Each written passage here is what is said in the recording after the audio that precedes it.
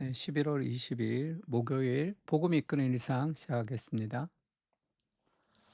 오늘 제목은 공감의 배신이라는 제목이고요. 이제 사람들이 이제 공감해 주는 거, 그것을 무조건 좋은 것으로 생각하지만 이제 폴 블룸이라는 사람이 공감의 배신이라는 책을 썼습니다. 뭐 책에서 뭐 여러 가지 얘기들 중에 이제 공감이라는 것이 좋은 면만 있는 것이 아니다. 공감 때문에 정확하게 자기를 인식하지 못하고 정확하게 상황을 판단하지 못할 때가 있다. 인제 그렇게 얘기합니다. 그러니까 우리는 인제 공감 무조건 공감해 줘야 된다 뭐 이런 얘기를 하지만 그것이 반드시 진리는 아니죠. 그러니까 성경은 상대방의 감정에 대해 무조건 공감하라고 말하지 않고 "사랑 안에서 진리를 말하라." 이렇게 권면합니다. 정말로 사랑하면 그냥 내버려 두지 않잖아요. 사랑하면 진리를 말할 수 있어야 됩니다. 그래서 나한테 좋은 얘기만 하는 사람, 칭찬만 하는 사람 결국 사랑하지 않는다고 할 수 있겠죠. 그냥 나의 무엇을 원하는 사람인 경우가 많습니다. 그러니까 정말 사랑하면 아부만 하지 않아요. 진리를 말합니다. 사랑으로. 그 예수님은 성전에서 장사하는 사람들 향해서 이제 공감하면서 그들의 잘못을 눈감아 주지 않았죠. 잘못된 점을 분명하게 말씀하셨습니다. 그것이 또 다른 사랑이죠. 그 터프 러브 같은 좀 강한 사랑입니다. 나사로의 죽음 앞에서 마르다와 마리아가 동일하게 질문할 때도 각기 다른 답변을 주십니다. 그러니까 마르다가 예수님이 계셨으면 우리의 오라비가 죽지 않았을 것입니다." 이렇게 얘기하니까 그 마르다에게는 예수님이 "나는 부활이요 생명이니 나를 믿는 자는 죽어도 살겠고 무릇 살아서 나를 믿는 자는 영원히 죽지 아니하리라. 이것을 네가 믿느냐?" 그렇게 부활에 대한 답변을 해 주셨습니다.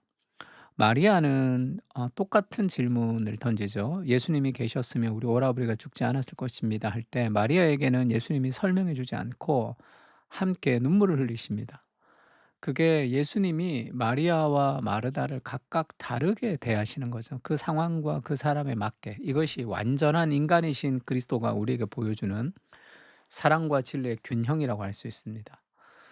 뭐 목회를 하다 보면 좀 장례를 할 때가 있는데 좀 정말로 이해할 수 없는 그런 장례식이 있죠. 너무 일찍 젊은 나이에 누군가가 돌아가셨을 때 할 말이 없습니다.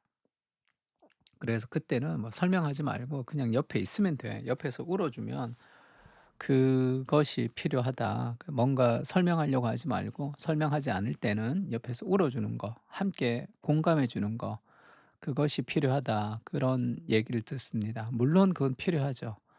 그러나 그것만이 답이 될 수는 없습니다. 어떨 때는 설명이 필요한 사람들도 있고요.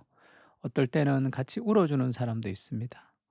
어떨 때는 그것을 털어버리고 좀 잊어버리고 좀 다른 일에 몰입할 수 있도록 도와줘야 되는 사람도 있는 거죠. 사랑으로 행하는 모든 것들은 결국은 안전하게 됩니다. 그것이 이런 방식 저런 방식이 있는 것이 아니라 사랑으로 행하느냐 행하지 않느냐의 문제겠죠.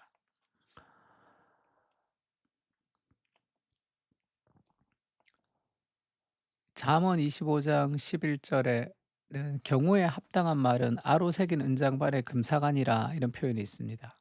그러니까 무조건적 공감 또 무조건적 진리가 아닌 사랑 안에서 진리를 말하는 삶의 균형이죠.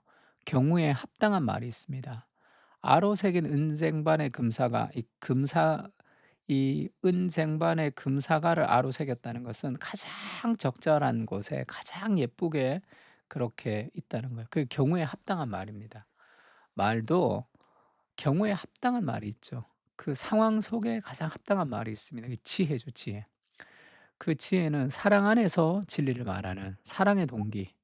그러니까 공감이 모든 문제의 해답은 아닙니다. 공감은 사랑 안에서 진리를 말하는 첫 단계입니다. 왜 첫 단계죠? 공감하고 그다음에 사랑 안에서 진리를 말해야 됩니다.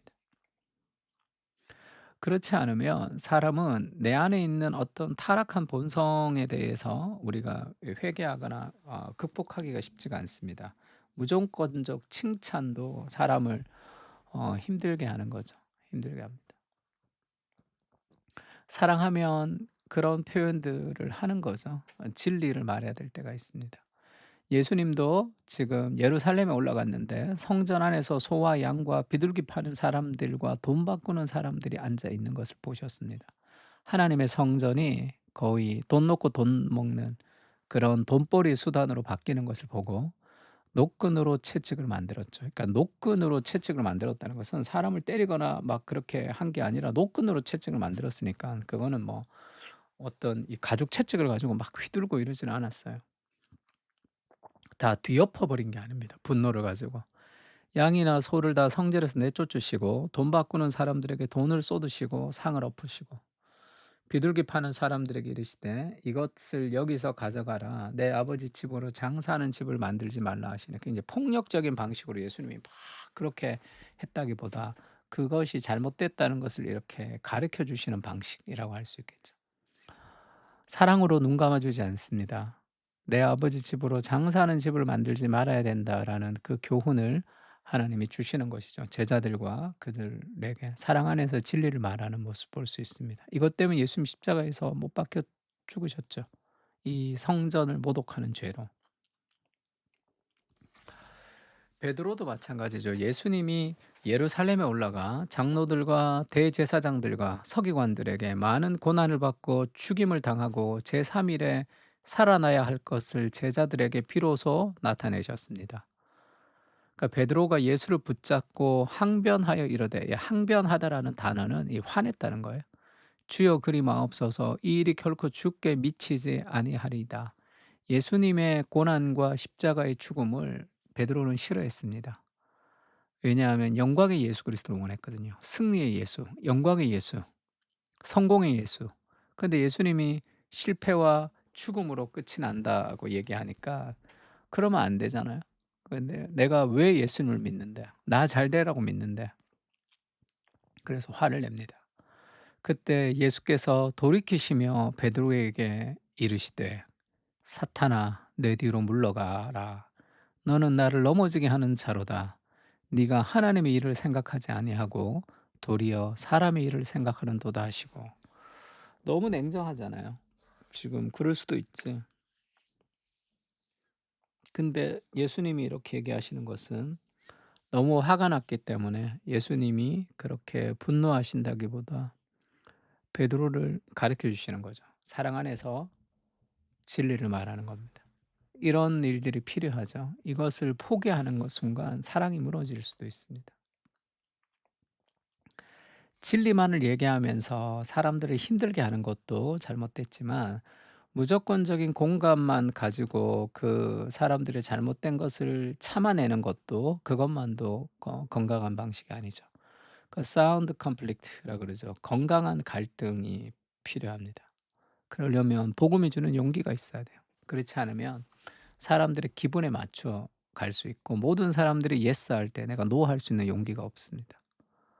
우리를 공감해 주시지만 사랑 가운데 진리를 말씀해 주시는 하나님, 사랑과 진리의 균형을 이루게 하시고 하나님의 사랑 안에서 용기를 가지고 대면하며 더 깊은 사랑을 배워가게 하여 주시옵소서.